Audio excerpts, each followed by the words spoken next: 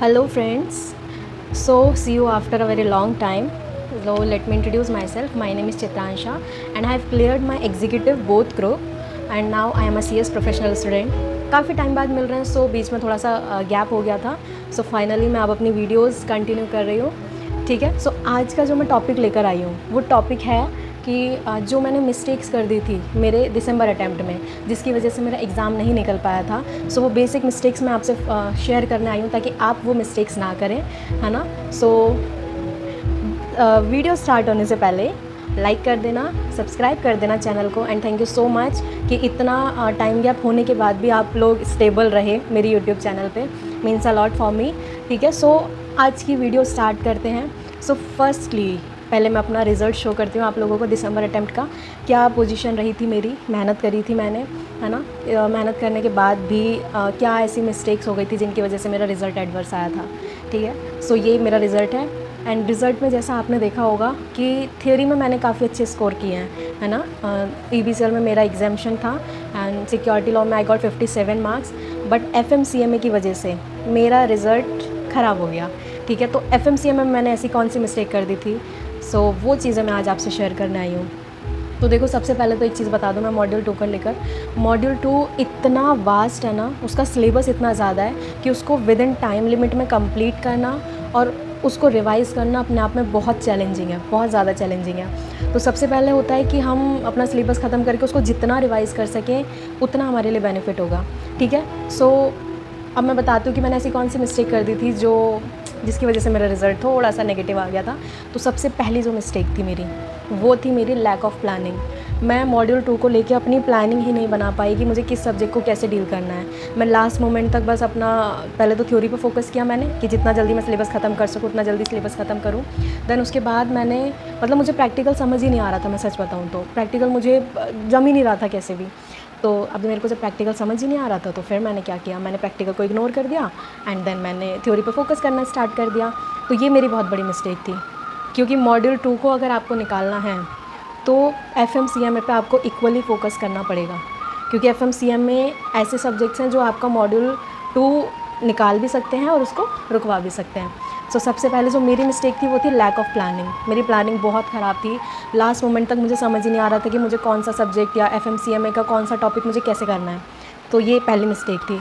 दूसरी मिस्टेक थी कि FMCMA को जैसे हम जानते हैं कि थ्योरी काफ़ी अच्छी खासी आती है एंड उस थ्योरी को हमें ऐसा नहीं है कि एक दो बार रिवाइज़ कर लिया तो हम हो गया, ऐसा नहीं है. उसको इतनी बार उसको रिवाइज़ करना पड़ता है. जब तक आप उसको 7-8 बार 9-10 बार रिवाइज़ नहीं कर लोगे ना, जब तक पेपर में आप कंफ्यूज रहोगे, ऑप्शंस में कंफ्यूज हो जाओगे कि ये आंसर है कि ये आंसर है. सो रट्टा नहीं मारना होता लेकिन उसको रिवाइज़ करना होता है. सो मेरे पास, अब मैं बोलूँ मेरे पास टाइम भी कम था, लेकिन अगर मैं टाइम का बताऊँगी आपको तो ये मेरे लिए गलत होगा कि उसी टाइम लिमिट में और भी बच्चों ने एग्ज़ाम निकाले हैं. सो टाइम का इशू तो ठीक है, लेकिन FMCMA की मैंने थ्योरी उस तरीके से रिवाइज़ नहीं करी थी जिस तरीके से मुझे करनी चाहिए थी.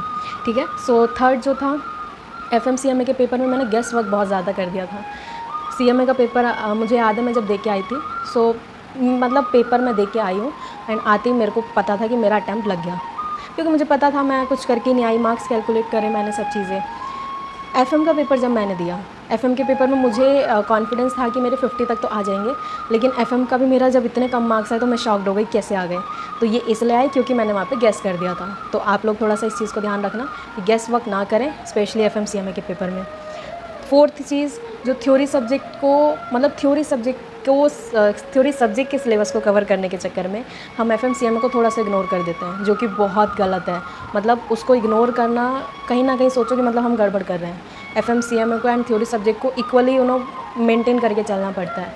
तो थ्योरी के चक्कर में प्रैक्टिकल को इग्नोर ना करें बिल्कुल भी, बहुत बड़ी मिस्टेक. दूसरा, माइंड सेट को क्लियर रखना. मैं लास्ट मोमेंट तक भी मैं इतना कंफ्यूज थी, मैं प्रैक्टिकल कैसे करूं, थ्योरी कहाँ से करूं मैं, मुझे नहीं पता था कुछ भी. तो स्टार्टिंग से ही अपना माइंडसेट क्लियर करके चलना कि मुझे थ्योरी यहाँ से करनी है, क्योंकि कुछ स्टूडेंट्स ऐसे हैं जो एक ही टीचर पे डिपेंड होते हैं थ्योरी प्रैक्टिकल सबके लिए. वो चलो ठीक है, उनका माइंडसेट क्लियर है कि मैं इन्हीं से करूँगा. लेकिन कुछ स्टूडेंट्स होते हैं कि मैं थ्योरी इनका करूँगा, प्रैक्टिकल इनका करूँगा. मेरे साथ भी सेम सीन वही था. तो अगर आपको पता है कि मुझे थ्योरी किन टीचर से करनी है, प्रैक्टिकल किन टीचर से करना है, तो स्टार्टिंग से ही थोड़ा माइंडसेट क्लियर करके चलो, लास्ट में नहीं तो प्रॉब्लम आएगी. ओके. सो ये मेरी कुछ बेसिक मिस्टेक्स थी जो मैंने अपने दिसंबर अटैम्प्ट में की थी, जिसकी वजह से मेरा FMCMA की वजह से मेरा रिज़ल्ट एडवर्स आया, है ना। सो आप ये मिस्टेक को रिपीट ना करो, इसलिए मैंने ये आपसे चीज़ें शेयर करी हैं। बाकी दिसंबर अटैम्प्ट तो चलो ठीक है, जैसा गया वैसा गया। एंड ये मिस्टेक्स को मैंने ठीक करके मैंने जब अपना जून अटैम्प्ट दिया तो आई गॉट एग्जाम्शन इन CMA सब्जेक्ट। यस, मतलब कहाँ मेरे CMA में 40 के लिए भी मैं रो रही थी, मेरे 30 आए I think. And June attempt में I got exemption and FM में भी मैंने 50 अबव मार्क्स आए हैं मेरे। सो ये चीज़ें होती हैं कि मतलब जो गलतियाँ करी थी उन गलतियों से सीख कर इम्प्रूव करना। सो वो इम्प्रूवमेंट मेरे जून रिज़ल्ट में आपको दिखेगा बिल्कुल।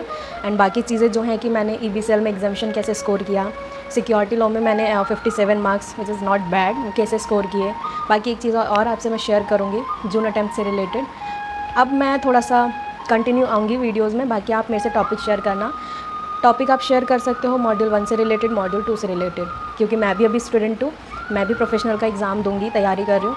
सो अगर आपको एग्जीक्यूटिव से रिलेटेड कोई दिक्कत है तो आप मेरे को कमेंट कर सकते हैं कमेंट सेक्शन में, किस टॉपिक पर आपको दिक्कत है या इस टॉपिक पर आप वीडियो बनाओ। तो मैं डेफिनेटली मैं ट्राई करूँगी बनाने की। बाकी आपको कोई भी प्रॉब्लम है आप बता सकते हो, ठीक है। सो ये जो मैंने मिस्टेक करी हैं प्लीज़ आप इनको अवॉइड करना, क्योंकि मेरे खुद के इतने फ्रेंड्स हैं जिन्होंने विदिन 2.5 मंथ्स में मॉड्यूल 2 क्लियर किया है।